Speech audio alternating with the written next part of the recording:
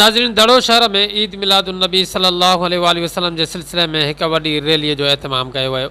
हज़ारे आशिकान रसूल सल्लल्लाहु अलैहि वसल्लम की शिरकत, मरहबा मरहबा ऐं लबैक या रसूलुल्लाह सल्लल्लाहु अलैहि वसल्लम जूं सदाऊं बुलंद। मुल्क क़ौम आलम इस्लाम की खुशहाली लाइ दुआऊं पिणु घुरियूं वयूं।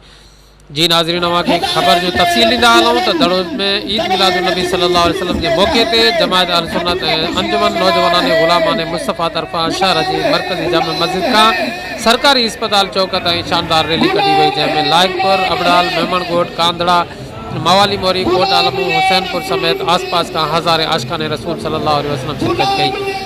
उन मौके ते जमायत अहल सुन्नत जी मुख़्तलिफ़ तंज़ीमुनि पारां जामे मस्जिद के ख़तीब अल्लामा सलेमान मेंद्रो, हाफ़िज़ एजाज़ सुमरो, हाफ़िज़ धनीनू जाकरो, मौलवी अकरम इसानी, हाफ़िज़ असलम बजेर, मौलाना अब्दुल रज़ाक अब्बासी, शेख फाज़लानी ऐं ॿियनि रैलीअ जी अॻुवाणी कई ऐं ख़िताब कयो।